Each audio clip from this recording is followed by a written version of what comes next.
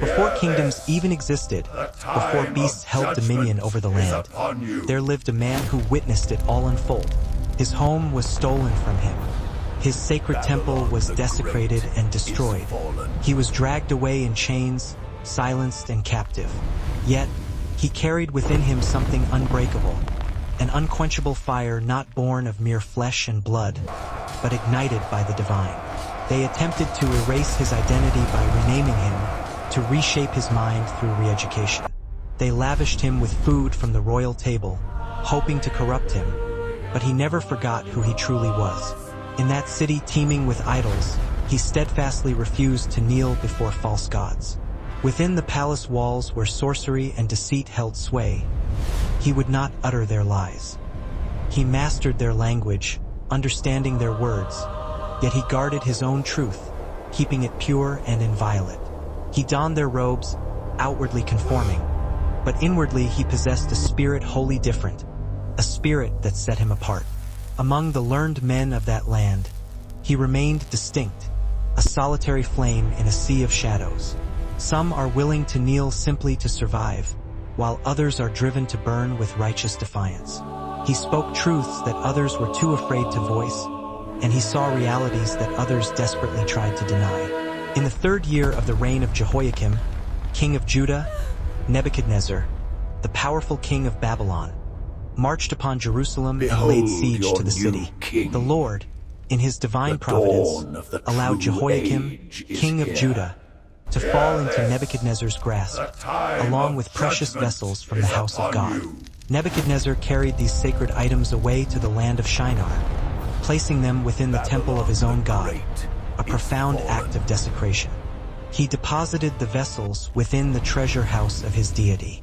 The king then issued a decree to Ashpenaz, the chief of his court officials, instructing him to select certain children of Israel, specifically those of royal lineage and noble birth. These youths were to be without any physical defect, possessing pleasing features, skilled in all areas of wisdom, endowed with knowledge, possessing a deep understanding of science, and demonstrating the ability to serve with distinction in the king's palace.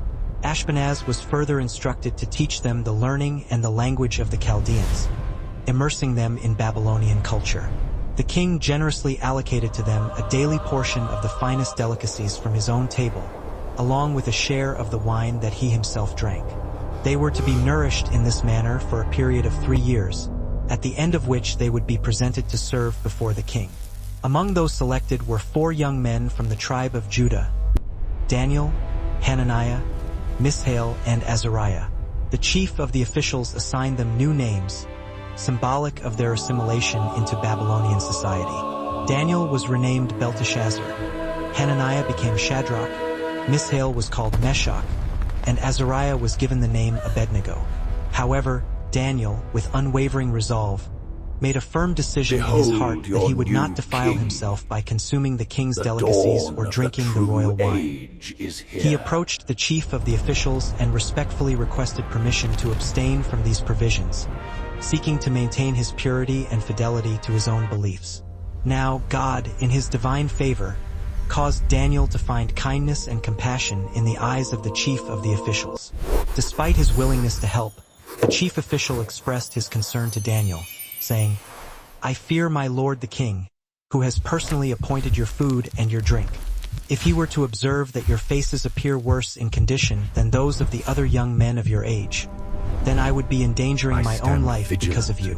Then Daniel proposed a solution to the steward who had been appointed by the chief of the officials to oversee Daniel, Hananiah, Mishael, and Azariah, saying, "I implore you, test your servants for a period of 10 days. Provide us with vegetables to eat and water to drink. After that, compare our appearance to that of the young men who partake of the king's delicacies. Then, based on what you observe, deal with your servants as you see fit." The steward, persuaded by Daniel's confidence, agreed to their proposal and subjected them to the test for 10 days. At the end of those 10 days, their faces appeared healthier and their bodies were more robust than those of all the other young men who had been consuming the king's rich delicacies. Seeing the positive results, the steward made the decision to remove the delicacies and the wine that had been allocated for them, and instead provided them with a diet of vegetables. Now, as for these 4 young men, God bestowed upon them knowledge and skill in all areas of learning and wisdom. Daniel, in particular, was granted the extraordinary ability to understand visions and dreams. At the conclusion of the period that the king had specified for their training, the chief of the officials presented them before Nebuchadnezzar. The king engaged in conversation with them, and among them all, none were found to be as outstanding as Daniel, Hananiah, Mishael, and Azariah. Therefore, they were chosen to serve before the king. In every matter of wisdom and understanding about which the king inquired of them, he discovered them to be 10 times better than all the magicians and enchanters in his entire realm. And Daniel continued in his service even until the 1st year of King Cyrus. In the 2nd year of his reign, Nebuchadnezzar had disturbing dreams that troubled his spirit and robbed him of sleep. You are He to summoned measure the the temple magicians, of God, the enchanters, and the the sorcerers, and the Chaldeans, commanding them to interpret the dreams for him. They came and stood before the king, awaiting his command. The king addressed them, saying, "I have had a dream, and my spirit is deeply troubled to understand its meaning." Then the Chaldeans responded to the king in the Aramaic language, "O king, live forever. Tell your servants the dream, and we will reveal its interpretation." The golden The light king, however, purifies answered us. the Chaldeans, "The matter has gone from me. We If you do not are make known to me yours. both the dream and its Behold interpretation, the image you will of be the torn beast. limb from limb, and your houses will He be is the reduced to light rubble and and the turned truth. into a public dump. But if you reveal the dream and its interpretation, you will receive from me magnificent gifts, rich rewards, and great honor. Therefore, tell me the dream and its interpretation." They answered him a 2nd time, pleading, "Let the king tell his servants the dream, and we will reveal its interpretation." The king, growing increasingly suspicious, retorted, "I know with certainty that you are attempting to buy time because you realize that the matter has escaped my memory.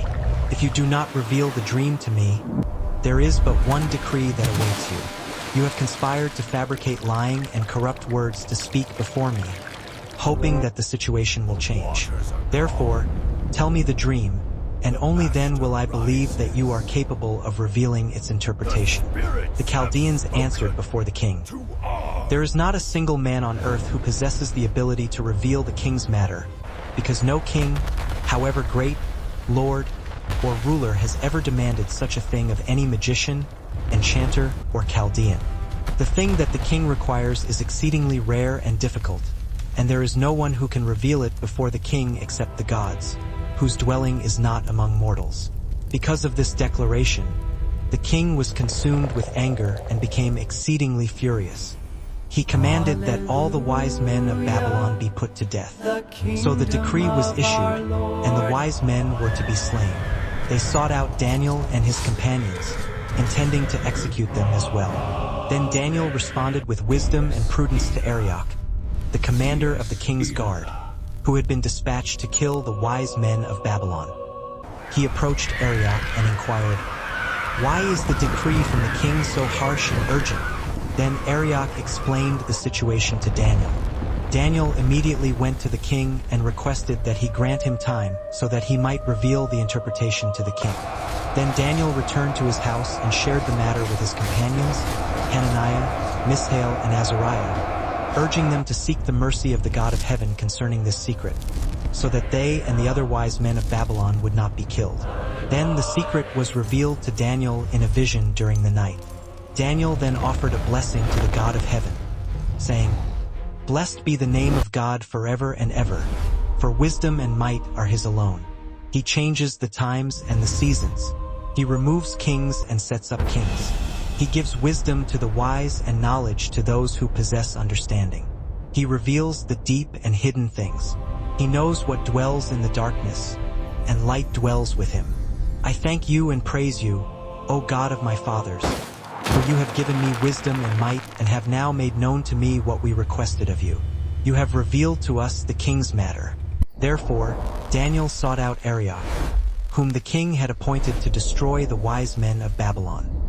He approached him and said, "Do not destroy the wise men of Babylon. Bring me before the king, and I will reveal to him the interpretation." Arioch quickly brought Daniel before the king, saying, I have found a man among the exiles from Judah who can make known to the king the interpretation. The king addressed Daniel, whose Babylonian name was Belteshazzar. Are you able to make known to me the dream that I saw and its interpretation? Daniel answered before the king. The secret that the king has demanded cannot be revealed to the king by wise men, enchanters, magicians, or diviners. But there is a God in heaven who reveals secrets, and he has made known to King Nebuchadnezzar what will come to pass in the latter days. The dream and the visions that pass through your mind as you lay on your bed are these. As for you, O king, as you lay upon your bed, your thoughts turn to what would happen in the future. The revealer of secrets has made known to you what is to come. As for me, this secret has been revealed not because I possess greater wisdom than any other living person, but so that the interpretation might be made known to the king, and that you may understand the thoughts that occupy your heart. You, O king, looked, and behold, there stood before you a great image. This image was immense, its brilliance extraordinary, and its appearance was terrifying. The head of this image was made of pure gold, its chest and arms of silver, its belly and thighs of bronze, its legs of iron, and its feet partly of iron and partly of clay. As you watched, a stone was hewn out, but not by human hands. This stone struck the image on its feet of iron and clay and shattered them to pieces. Then the iron, the clay, the bronze, the silver, and the gold were all crushed together and became like chaff on a threshing floor in summer. The wind swept them away, leaving no trace behind. But the stone that struck the image became a great mountain and filled the whole earth. This is the dream. Now we will tell the king its interpretation. You, O king, are the king of kings, to whom the God of heaven has given dominion, power, strength, and glory. Wherever people live, or the beasts of the field, or the birds of the air, he has placed them in your hands and has made you ruler over them all.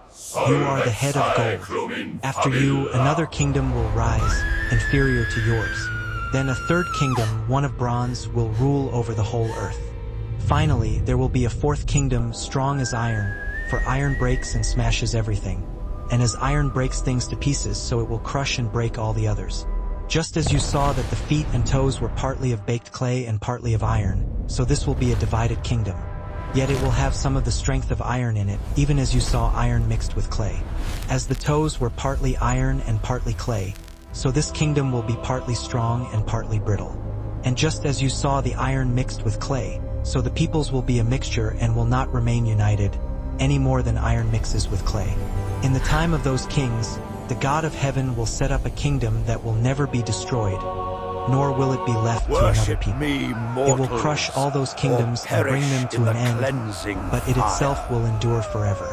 This is the meaning of the vision of the stone cut out of the mountain, but not by human hands. A stone that broke the iron, the bronze, the clay, the silver, and the gold to pieces. The great God has shown the king what will take place in the future. The dream is certain, and its interpretation is trustworthy. Then King Nebuchadnezzar fell prostrate before Daniel and paid him honor, and he commanded that an offering and incense be presented to him. The king said to Daniel, "Surely your God is the God of gods and the Lord of kings and a revealer of secrets, for you were able to reveal this secret." Then the king placed Daniel in a high position and lavished many gifts on him. He made him ruler over the entire province of Babylon and placed him in charge of all its wise men. At Daniel's request, the king appointed Shadrach, Meshach, and Abednego to manage the affairs of the province of Babylon, while Daniel himself remained at the royal court. King Nebuchadnezzar had a gold statue made, 90 feet high and 9 feet wide, and he set it up on the plain of Dura in the province of Babylon. He then summoned the satraps, prefects, governors, advisors, treasurers, judges, magistrates, and all the other provincial officials to come to the dedication of the statue he had set up. So all these officials assembled for the dedication and stood before the statue. Then the herald loudly proclaimed, "Nations and peoples of every language, this is what you are commanded to do. As soon as you hear the sound of the horn, flute, zither, lyre, harp, pipes, and all kinds of music, you must fall down and worship the gold statue that King Nebuchadnezzar has set up. Whoever does not fall down and worship will immediately be thrown into a blazing furnace." Therefore, as soon as they heard the sound of all kinds of music, all the nations and peoples of every language fell down and worshipped the gold statue that King Nebuchadnezzar had set up. At this time, some astrologers came forward and denounced the Jews. They said to King Nebuchadnezzar, "May the king live forever.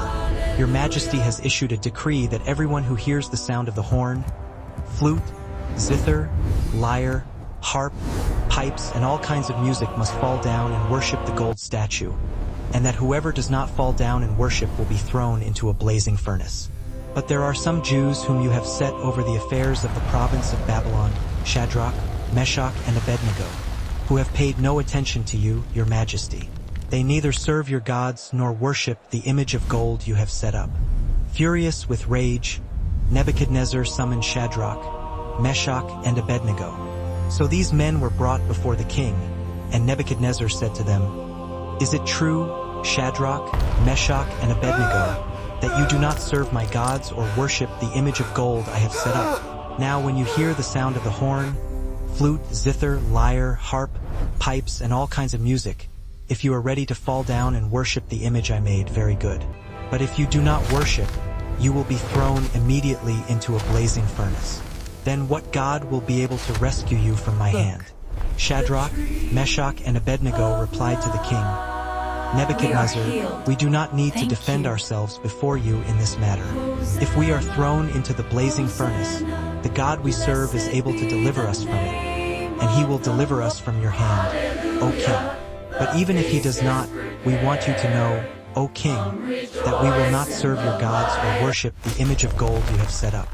Then Nebuchadnezzar was furious with Shadrach, Meshach, and Abednego, and his attitude toward them changed. He ordered the furnace heated 7 times hotter than usual and commanded some of the strongest soldiers in his army to tie up Shadrach, Meshach, and Abednego and throw them into the blazing furnace. So these men, wearing their robes, trousers, turbans, and other clothes, were bound and thrown into the blazing furnace. The king's command was so urgent and the furnace so hot that the flames of the fire killed the soldiers who took up Shadrach, Meshach, and Abednego, and these 3 men, firmly tied, fell into the blazing furnace. Then King Nebuchadnezzar leaped to his feet in amazement and asked his advisors, "Weren't there 3 men that we tied up and threw into the fire?" They replied, "Certainly, O king." He said, "Look, I see 4 men walking around in the fire, unbound and unharmed, and the 4th looks like a son of the gods." Nebuchadnezzar then approached the opening of the blazing furnace and shouted, "Shadrach, Meshach, and Abednego, servants of the Most High God, come out, come here." So Shadrach, Meshach, and Abednego came out of the fire, and the satraps, prefects, governors, and royal advisors crowded around them. They saw that the fire had not harmed their bodies, nor was a hair of their heads singed. Their robes were not scorched, and there was no smell of fire on them. Then Nebuchadnezzar said, "Praise be to the God of Shadrach, Meshach, and Abednego, who has sent his angel and rescued his servants. They trusted in him and defied the king's command and were willing to give up their lives rather than serve or worship any god except their own God. Therefore I decree that the people of any nation or language who say anything against the God of Shadrach, Meshach, and Abednego be cut to pieces and their houses be turned into piles of rubble, for no other god can save in this way." Then the king promoted Shadrach, Meshach, and Abednego in the province of Babylon. King Nebuchadnezzar, to the nations and peoples of every language who live in all the world, may your prosperity increase. It is my pleasure to tell you about the miraculous signs and wonders that the Most High God has performed for me. How great are his signs! How mighty his wonders! His kingdom is an eternal kingdom. His dominion endures from generation to generation. I, Nebuchadnezzar, was at home in my palace, contented and prosperous. I had a dream that made me afraid. As I was lying in my bed, the images and visions that passed through my mind terrified me. So I commanded that all the wise men of Babylon be brought before me to interpret the dream for me. When the magicians, enchanters, astrologers, and diviners came, I told them the dream, but they could not interpret it for me. Finally, Daniel came into my presence, and I told him the dream. He is called Belteshazzar after the name of my God, and the spirit of the holy gods is in him. I said, "Belteshazzar, chief of the magicians, I know that the spirit of the holy gods is in you, and no mystery is too difficult for you. Here is my dream. Interpret it for me. These are the visions I saw while lying in my bed. There before me stood a tree in the middle of the land. Its height was enormous. The tree grew large and strong, and its top touched the sky. It was visible to the ends of the earth. Its leaves were beautiful, its fruit abundant, and it provided food for all. Under it the wild animals found shelter, and the birds lived in its branches. From it every creature was fed. In the visions I saw while lying in my bed, there before me was a holy messenger, coming down from heaven. He called in a loud voice, to eternity, "Cut down and the tree and trim off its moment. branches. Strip off its leaves and scatter its fruit. Let the animals flee from under it and the birds from its branches. But let the stump and its roots, bound with iron and bronze, remain in the ground, in the grass of the field. Let him be drenched with the dew of heaven, and let him live with the animals among the plants of the earth. Let his mind be changed from that of a man, and let him be given the mind of an animal, till 7 times pass by for him." The decision is announced by messengers. The holy ones declare the verdict, so that the living may know that the Most High is sovereign over the kingdoms of men, and gives them to anyone he wishes and sets over them the lowliest of men. This is the dream that I, King Nebuchadnezzar, had. Now, Belteshazzar, tell me what it means. For none of the wise men in my kingdom can interpret it for me, but you can, because the spirit of the holy gods is in you. Then Daniel, also called Belteshazzar, was greatly perplexed for a time, and his thoughts alarmed him. So the king said, "Belteshazzar, do not let the dream or its meaning alarm you." Belteshazzar answered, "My lord, if only the dream applied to your enemies and its meaning to your adversaries. The tree you saw, which grew large and strong, with its top touching the sky, visible to the whole earth, with beautiful leaves and abundant fruit, providing food for all, giving shelter to the wild animals, and having nesting places in its branches for the birds. It is you, O king. You have become great and strong. Your greatness has grown until it reaches the sky, and your dominion extends to distant parts of the earth. You saw a holy messenger coming down from heaven who said, 'Cut down the tree and destroy it, but leave the stump and its roots in the ground, bound with iron and bronze, in the grass of the field, while its leaves are drenched with the dew of heaven, and it lives with the animals of the field, until 7 times pass by for it.' This is the interpretation, O king, and this is the decree the Most High has issued against my lord the king. You will be driven away from people and will live with the wild animals. You will eat grass like cattle and be drenched with the dew of heaven. 7 times will pass by for you until you acknowledge that the Most High is sovereign over the kingdoms of men and gives them to anyone he wishes. The command to leave the stump of the tree with its roots means that your kingdom will be restored to you. Therefore, O king, may my advice be pleasing to you. Renounce your sins by doing what is right, and turn from your wickedness by being merciful to the poor. Perhaps then your prosperity might continue." All of this befell King Nebuchadnezzar exactly 12 months later, as he was walking on the roof of the royal palace of Babylon. The king proclaimed, "Look at this great city of Babylon. I built it all by myself using my own power, as a royal residence and to show off my glorious splendor." Even as the words were leaving the king's mouth, a voice boomed down from the heavens. Or be consumed "King Nebuchadnezzar, by this fire. listen up. Your kingdom is hereby stripped away from you. You will be driven away from people to live among the wild animals. You will eat grass like cattle, and 7 periods of time will pass over you, until you learn that the Most High is ruler over the kingdom of mankind and gives it to anyone he chooses." This judgment was executed upon Nebuchadnezzar immediately. He was driven away from people and ate grass like cattle. The dew of heaven drenched his body until his hair grew as long as eagle's feathers and his nails looked like birds' claws. "But at the end of that period," said Nebuchadnezzar, "I, Nebuchadnezzar, looked up to heaven, and my sanity returned. Then I praised the Most High, honoring and glorifying the one who lives forever. His dominion is an eternal dominion, and his kingdom endures from generation to generation. All the people of the earth are considered as nothing compared to him. He does as he pleases with the army of heaven and with those who live on the earth. No one can restrain his hand or ask him, What are you doing? At that very moment, Nebuchadnezzar continued, my sanity returned to me, and for the glory of my kingdom, my majesty and splendor were also With this restored. measuring reed, My advisors you are and to nobles measure the sought me temple out, of God and I was and the reestablished as altar. ruler over my kingdom, with even greater honor than before. Now I, Nebuchadnezzar, praise and glorify and honor the King of heaven, because everything he does is right and all his ways are just. He is able to humble those who walk in pride. King Belshazzar threw a lavish banquet for 1,000 of his nobles, and they drank wine together. As he was enjoying the wine, Belshazzar gave orders to bring in the gold and silver goblets that his predecessor Nebuchadnezzar had taken from the temple in Jerusalem, so that the king and his nobles, his wives, and his concubines could drink from them. So they brought in the gold goblets that had been taken from the temple of God in Jerusalem, and the king and his nobles, his wives, and his concubines drank from them. As they drank, they praised their pagan gods made of gold, silver, bronze, iron, wood, and stone.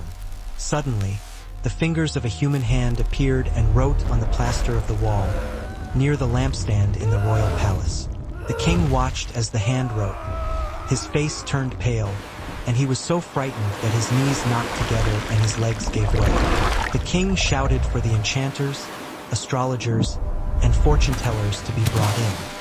He announced to these wise men of Babylon, whoever can read this writing and tell me what it means will be dressed in purple robes of royalty, wear a gold chain around his neck, and be the third highest ruler in the kingdom. But when all the king's wise men came in, they couldn't read the writing or tell the king what it meant. King Belshazzar was even more terrified, and his face grew paler. His nobles were baffled. But the queen, hearing the commotion of the king and his nobles, came into the banquet hall. Your Majesty, she said, do not be alarmed or look so pale. There is a man in your kingdom who has the spirit of the holy gods in him. When your predecessor Nebuchadnezzar was king, this man was found to have insight, understanding, and wisdom like that of the gods. In fact, King Nebuchadnezzar made him chief over all the magicians, enchanters, astrologers, and fortune-tellers. This man, Daniel, whom the king renamed Belteshazzar, has exceptional abilities. He possesses knowledge, understanding, and the skill to interpret dreams, explain mysteries, and solve difficult problems. Summon Daniel, and he will tell you what the writing means. So Daniel was brought before the king. The king asked him, are you Daniel, one of the exiles brought from Judah by my predecessor, King Nebuchadnezzar? I have heard that you have the spirit of the gods in you and that you are filled with insight, understanding, and wisdom. I summoned the wise men and enchanters to read this writing and tell me what it means, but they were unable to do so. However, I have heard that you can provide interpretations and solve difficult problems. Now, if you can read this writing and tell me what it means, you will be dressed in purple robes of royalty, wear a gold chain around your neck, and be the third highest ruler in the kingdom. Daniel answered the king, keep your gifts and give your rewards to someone else. However, I will read the writing for you and tell you what it means. Your Majesty, the Most High God gave your predecessor, Nebuchadnezzar, kingship, greatness, glory, and majesty. Because of the high position God gave him, all the people of the world were afraid and trembled before him. He killed those he wanted to kill and spared those he wanted to spare. He honored those he wanted to honor and disgraced those he wanted to disgrace. But when his heart became arrogant and proud, he was deposed from his royal throne and stripped of his glory. He was driven away from people and his mind was made like that of an animal. He lived with the wild donkeys and ate grass like cattle. He was drenched with the dew of heaven until he learned that the Most High God rules over the kingdom of mankind and sets anyone he chooses over it. Daniel continued, you, Belshazzar, his son, knew all of this, yet you have not humbled yourself. Instead, you have defied the Lord of heaven. You had the goblets from his temple brought to you, and you and your nobles, your wives, and your concubines have been drinking wine from them. You have praised the pagan gods of silver and gold, of bronze, iron, wood, and stone, gods that cannot see or hear or know anything at all.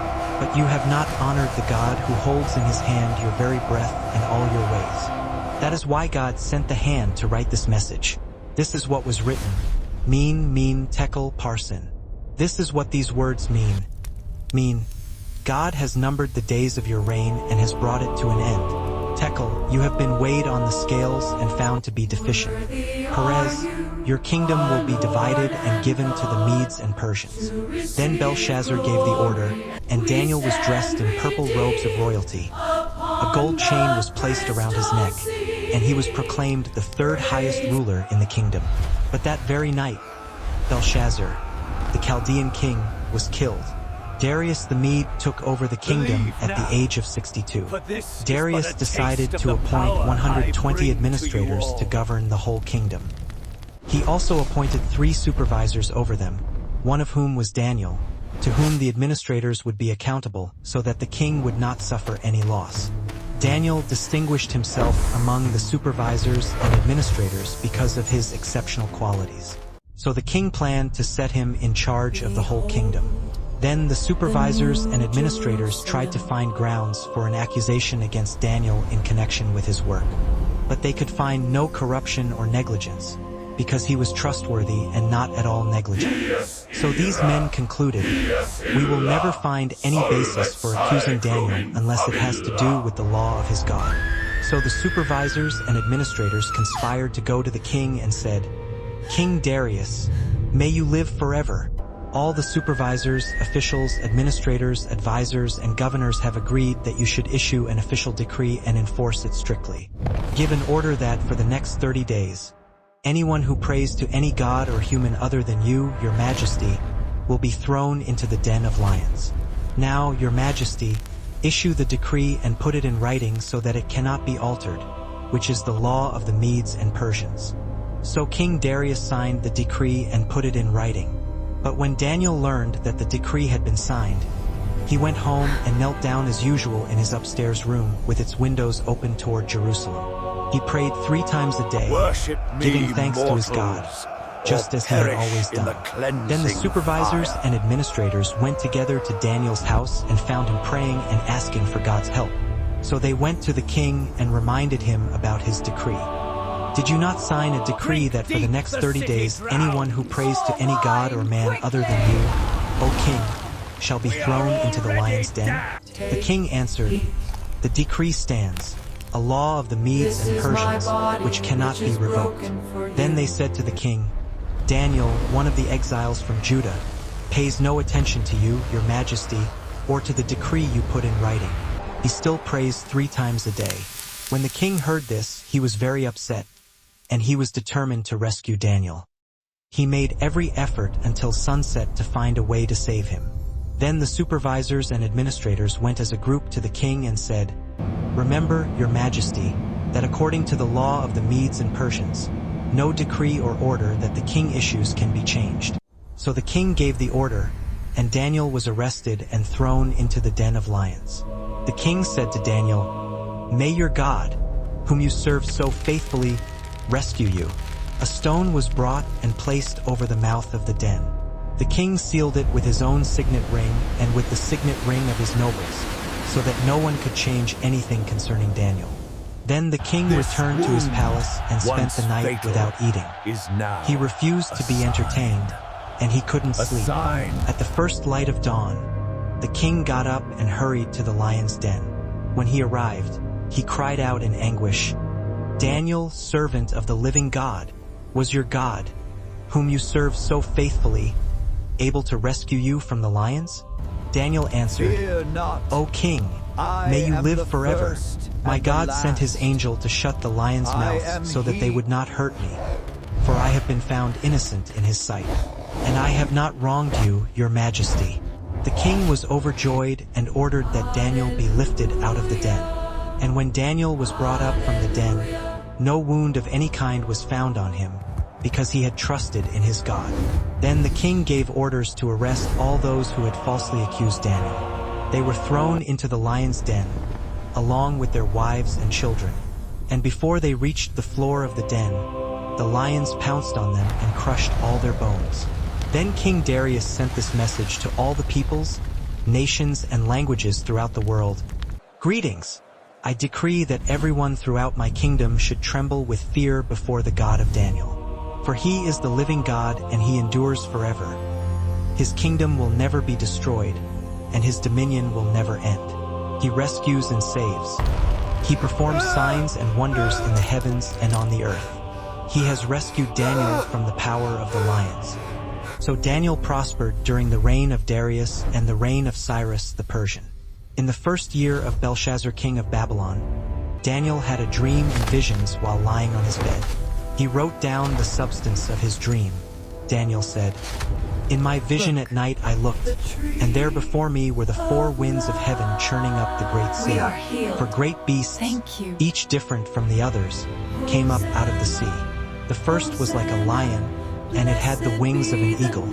I watched until its wings were torn off and it was lifted up from the ground so that it stood on 2 feet like a human being, and the mind of a human was given to it. And there before me was a second beast, which looked like a bear. It was raised up on one of its sides, and it had 3 ribs in its mouth between its teeth. It was told, 'Get up and eat your fill of flesh.' After that, I looked, and there before me was another beast, one that looked like a leopard. And this beast had on its back 4 wings like those of a bird. It had 4 heads, and it was given dominion.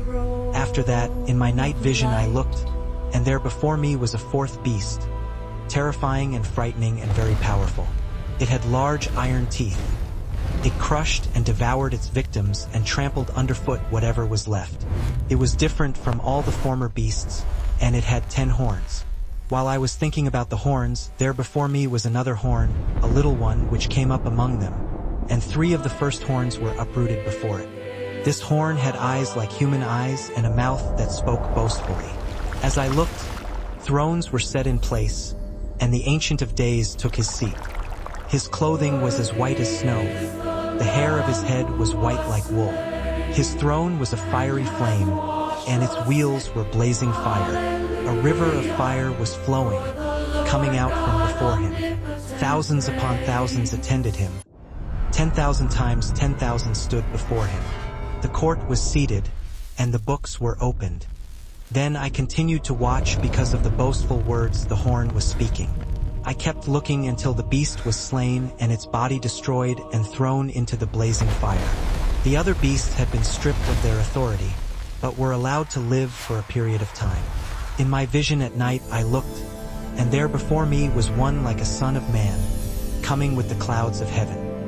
He approached the Ancient of Days and was led into his presence, and he was given authority, glory, and sovereign power. All nations and peoples of every language worshipped him. His dominion is an everlasting dominion that will not pass away, and his kingdom is one that will never be destroyed. I, Daniel, was troubled in spirit, and the visions that passed through my mind disturbed me. I approached one of those standing there and asked him the true meaning of all this. So he told me and gave me the interpretation of these things. The 4 great beasts are 4 kings that will rise from the earth. But the holy people of the Most High will receive the kingdom and will possess it forever, yes, forever and ever. Then I wanted to know the true meaning of the 4th beast, which was different from all the others and most terrifying, with its iron teeth and bronze claws. The beast that crushed and devoured its victims and trampled underfoot whatever was left. I also wanted to know about the 10 horns on its head and about the other horn that came up, before which 3 of them fell. The horn that looked more imposing than the others and that had eyes and a mouth that spoke boastfully. As I watched, this horn was waging war against the holy people and defeating them, until the Ancient of Days came and pronounced judgment in favor of the holy people of the Most High, and the time came when they possessed the kingdom. He gave me this explanation. The 4th beast is a 4th kingdom that will appear on earth. It will be different from all the other kingdoms and will devour the whole earth, trampling it down and crushing it. The 10 horns are 10 kings who will come from this kingdom. After them another king will arise, different from the earlier ones. He will subdue 3 kings. He will speak against the Most High and oppress his holy people and try to change the set times and the laws. The holy people will be delivered into his hands for a time, times, and half a time. But the court will sit, and his power will be taken away and completely destroyed forever. Then the sovereignty, power, and greatness of all the kingdoms under heaven will be handed over to the holy people of the Most High. His kingdom will be an everlasting kingdom, and all rulers will worship and obey him. This is the end of the matter. I, Daniel, was deeply troubled by my thoughts, and my face turned pale, but I kept the matter to myself. In the 3rd year of King Belshazzar's reign, I, Daniel, had another vision, after the one I had had earlier. In this vision, I saw myself in the citadel of Susa in the province of Elam. In the vision, I was beside the Ulai Canal. I looked up, and there before me was a ram with 2 horns, standing beside the canal, and the horns were long. One of the horns was longer than the other but grew up later. I watched the ram as it charged toward the west and the north and the south. No animal could stand against it, and none could rescue from its power. It did as it pleased and became powerful. As I was thinking about this, suddenly a goat with a prominent horn between its eyes came from the west, crossing the whole earth without touching the ground. It came toward the 2-horned ram I had seen standing beside the canal and charged at it in great rage. I saw it attack the ram furiously, striking the ram and shattering its 2 horns. The ram was powerless to stand against it. The goat knocked it to the ground and trampled on it, and no one could rescue the ram from its power. The goat became very great, but at the height of its power the large horn was broken off, and in its place 4 prominent horns grew up toward the 4 winds of heaven. Out of one of them came another horn, which started small but grew in power to the south and to the east and toward the beautiful land. It grew until it reached the host of the heavens, and it threw some of the starry host down to the earth and trampled on them. It set itself up to be as great as the commander of the army of the Lord. It took away the daily sacrifice from the Lord, and his holy place was desecrated. Because of rebellion, the Lord's people and the daily sacrifice were given over to it. It prospered in everything it did, and truth was thrown to the ground. Then I heard a holy one speaking, and another holy one said to him, "How long will it take for the vision to be fulfilled?" The vision concerning the daily sacrifice, the rebellion that causes desolation, the surrender of the sanctuary and the trampling underfoot of the Lord's people? He said to me, "It will take 2,300 evenings and mornings. Then the sanctuary will be reconsecrated." While I, Daniel, was watching the vision and trying to understand it, there before me stood one who looked like a man. And I heard a man's voice from the Ulai calling, "Gabriel, tell this man the meaning of the vision." As he came near the place where I was standing, I was terrified and fell prostrate. "Son of man," he said to me, "understand that the vision concerns the time of the end." While he was speaking to me, I fainted and lay there with my face to the ground. Then he touched me and raised me to my feet. He said, "I am going to tell you what will happen later in the time of wrath, because the vision concerns the appointed time of the end. The 2-horned ram that you saw represents the kings of Media and Persia. The shaggy goat is the king of Greece, and the large horn between its eyes is the first king. The 4 horns that replaced the one that was broken off represent 4 kingdoms that will emerge from his nation but will not be as strong. In the latter part of their reign, when rebels have become completely wicked, a fierce-looking king, a master of intrigue, will rise to power. He will become very strong, but not by his own power. He will cause astounding devastation and will succeed in whatever he does. He will destroy those who are mighty, the holy people. He will cause deceit to prosper, and he will consider himself superior. When they feel secure, he will destroy many and take his stand against the Prince of Princes. Yet he will be destroyed, but not by human power.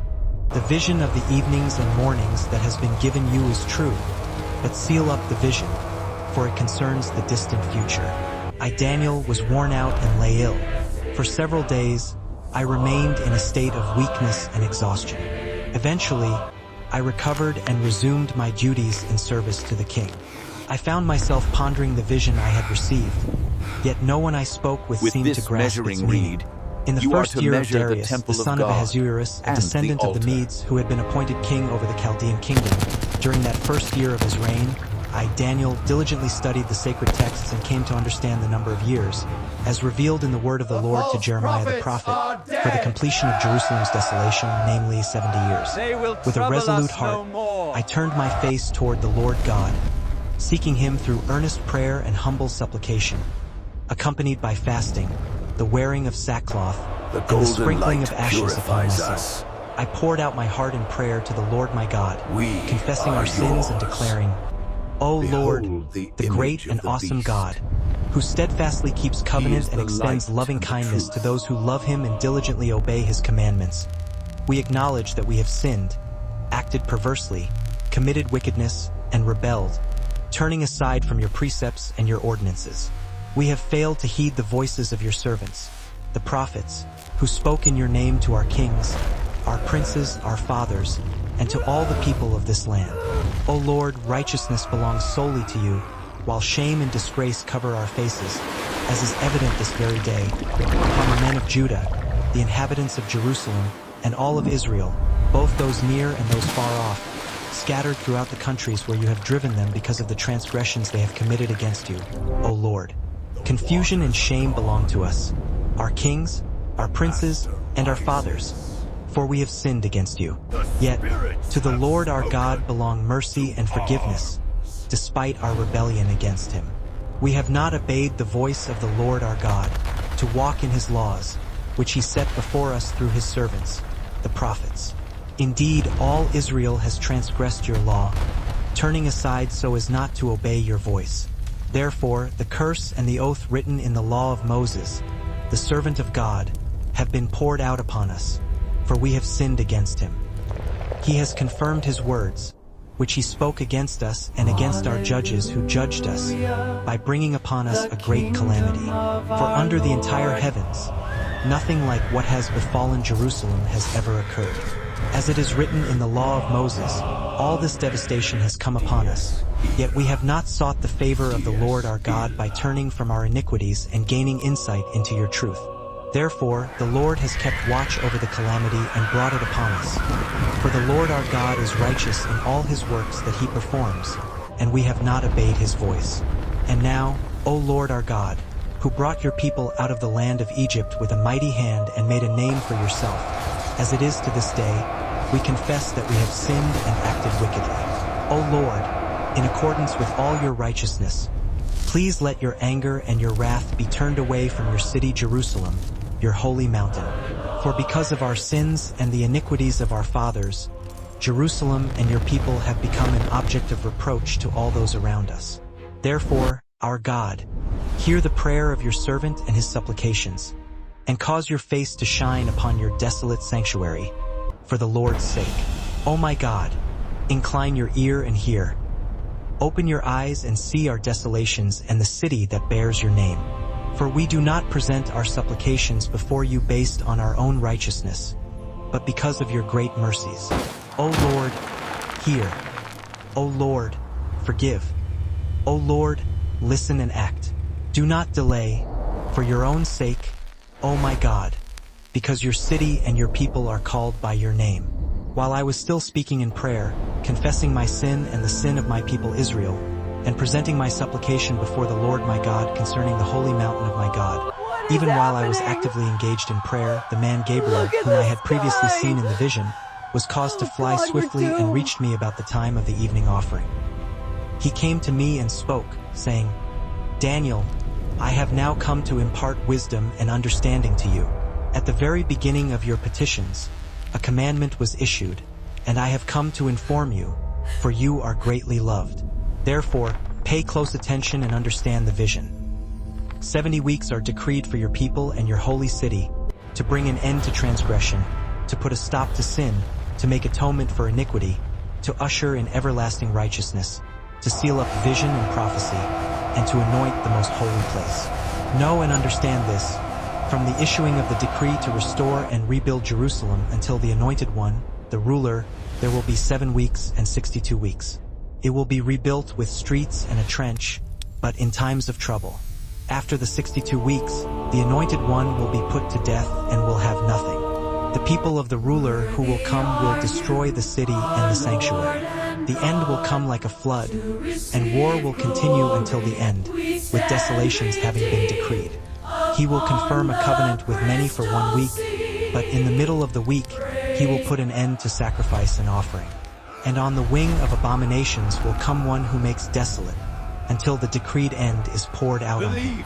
In the 3rd year of Cyrus, king of Persia, a message was revealed to Daniel, who was also known as Belteshazzar. The message was true and concerned a great conflict. He understood the message and gained insight into the vision.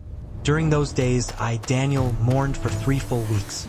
I ate no rich food, no meat or wine entered my mouth, and I did not anoint myself at all until the 3 weeks were over. On the 24th day of the 1st month, as I stood on the bank of the great river, the Tigris, I lifted up my eyes and looked, and there before me was a man dressed in linen, with a belt of fine gold from Uphaz around his waist. His body was like topaz, his face like lightning, his eyes like burning torches, his arms and legs like the gleam of burnished bronze, and his voice like the sound of a multitude. I, Daniel, was the only one who saw the vision. The men with me did not see it, but such terror overwhelmed them that they fled and hid. So I was left alone, gazing at this great vision. I had no strength left, my face turned deathly pale, and I was powerless. Then I heard him speaking, and as I listened to his words, I fell into a deep sleep, with my face to the ground. A hand touched me and set me trembling on my hands and knees. He said, "Daniel, you who are highly esteemed, consider carefully the words I am about to speak to you, and stand up, for I have now been sent to you." And when he said this to me, I stood up, trembling. Then he continued, "Do not be afraid, Daniel, since the first day that you set your mind to gain understanding and to humble yourself before your God, your words were heard, and I have come in response to them. But the prince of the Persian kingdom resisted me for 21 days. Then Michael, one of the chief princes, came to help me, because I was detained there with the king of Persia. Now I have come to explain to you what will happen to your people in the future, for the vision concerns a time yet to come." While he was saying these things to me, I bowed down to the ground, speechless. Then one who looked like a man touched my lips, and I opened my mouth and began to speak. I said to the one standing before me, "My Lord, this vision has overwhelmed me, and I am helpless. How can I, your servant, talk with you, my Lord? My strength is gone, and I can hardly breathe." Again the one who looked like a man touched me and gave me strength. "Do not be afraid, you who are highly esteemed," he said. "Peace, be strong now, be strong." When he spoke to me, I was strengthened and said, "Speak, my Lord, since you have given me strength." So he said, "Do you know why I have come to you? Soon I will return to fight against the prince of Persia, and when I go, the prince of Greece will come. But first I will tell you what is written in the book of truth. No one supports me against them except Michael, your prince. And in the first year of Darius the Mede, I stood up to support and protect him. Now then, I will tell you the truth. 3 more kings will rise in Persia, and then a 4th who will be far richer than all the others. When he has gained power through his wealth, he will stir up everyone against the kingdom of Greece. Then a mighty king will rise, who will rule with great power and do as he pleases.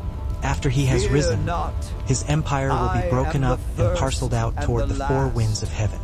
It will not go to his descendants, nor will it have the power he exercised, because his empire will be uprooted and given to others. The king of the south will grow strong, but one of his commanders will become even stronger than he and will rule his own kingdom with great power. After some years, they will form an alliance.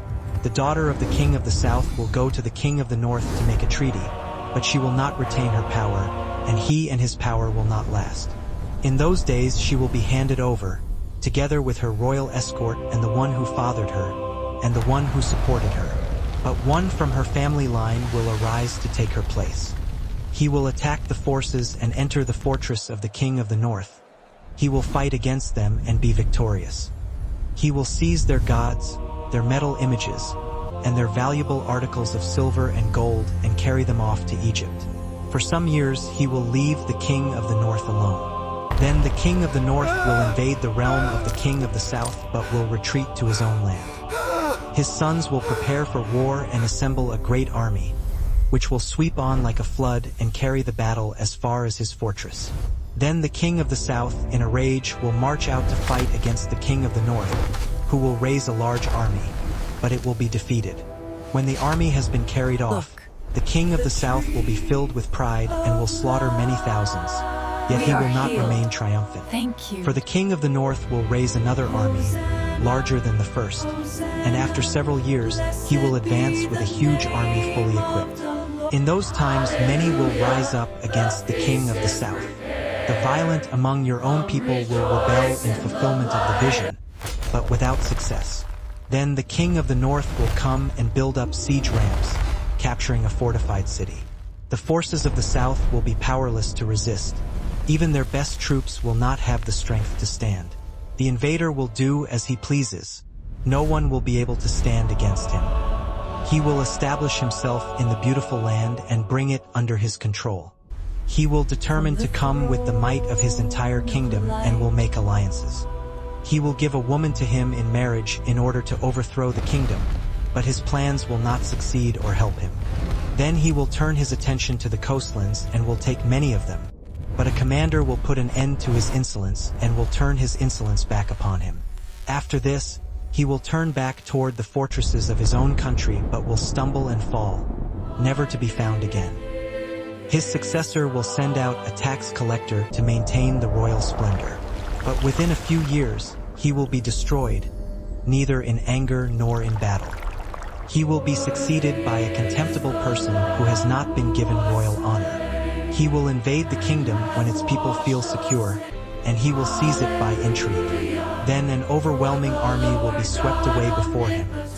Both it and a prince of the covenant will be destroyed. After coming to an agreement with him, he will act deceitfully, and though small in number, he will become very strong. When the richest provinces feel secure, he will invade them and will achieve what neither his fathers nor his forefathers did. He will distribute plunder, loot, and wealth among his followers. He will plot the overthrow of strongholds, but only for a time. With a large army, he will stir up his strength and courage against the king of the south. The king of the south will wage war with a large and very powerful army, but he will not be able to stand, because plots will be devised against him. Those who eat from the king's table will try to destroy him. His army will be swept away, and many will fall in battle. The two kings, with their hearts bent on evil, will sit at the same table and lie to each other, but to no avail, because the end will still come at the appointed time. The king of the north will return to his own country with great wealth, but his heart will be set against the holy covenant. He will take action against it and then return to his own country. At the appointed time he will invade the south again, but this time the outcome will be different from what it was before. Ships of the western coastlands will oppose him, and he will lose heart. Then he will turn back and vent his fury against the holy covenant. He will return and show favor to those who forsake the holy covenant. His armed forces will rise up to desecrate the temple fortress and will abolish the daily sacrifice. Then they will set up the abomination that causes desolation. With flattery he will corrupt those who have violated the covenant, but the people who know their God will firmly resist him. Those who are wise will instruct many, though for a time they will fall by the sword or be burned, or be taken captive or plundered. When they fall, they will receive a little help, and many who are not sincere will join them. Some of the wise will stumble, so that they may be refined, purified, and made spotless until the time of the end, for it will still come at the appointed time. The king will do as he pleases. He will exalt and magnify himself above every god, and will say unheard of things against the God of gods. He will prosper until the time of wrath is completed, for what has been determined must take place. He will show no regard for the gods of his ancestors or for the one desired by women, nor will he regard any god, but will exalt himself above them all. Instead of them, he will honor a god of fortresses. A god unknown to his ancestors he will honor with gold and silver, with precious stones and costly gifts. He will attack the mightiest fortresses with the help of a foreign god and will greatly honor those who acknowledge him. He will make them rulers over many people and will distribute the land at a price. At the time of the end, the king of the south will engage him in battle, and the king of the north will storm out against him with chariots and cavalry and a great fleet of ships. He will invade many countries and sweep through them like a flood. He will also invade the beautiful land, and many countries will fall, but Edom, Moab, and the leaders of Ammon will be delivered from his hand. He will extend his power over many countries. Egypt will not escape. He will gain control of the treasures of gold and silver and all the riches of Egypt, with the Libyans and Cushites in submission. But reports from the east and the north will alarm him, and he will set out in great fury to destroy and annihilate many. He will pitch his royal tents between the seas at the beautiful holy mountain. Yet he will come to his end, and no one will help him. At that time, Michael, the great prince who protects your people, will arise. There will be a time of distress such as has not happened from the beginning of nations until then. But at that time your people, everyone whose name is found written in the book, will be delivered. Multitudes who sleep in the dust of the earth will awake. Some to everlasting life, others to shame and everlasting contempt. Those who are wise will shine like the brightness of the heavens, and those who lead many to righteousness, like the stars forever and ever. But you, Daniel, roll up and seal the words of the scroll until the time of the end. Many will go here and there to increase knowledge. Then I, Daniel, looked, and there before me stood two others, one on each bank of the river. Behold, one of them said to the man clothed in linen, who was above the waters of the river, "How long will it be before these astonishing things are fulfilled?" The man clothed in linen, who was above the waters of the river, lifted his right hand and his left hand to heaven, and I heard him swear by him who lives forever, saying, "It will be for a time, times and half a time. When the power of the holy people has been finally broken, all these things will be completed." I heard, but I did not understand.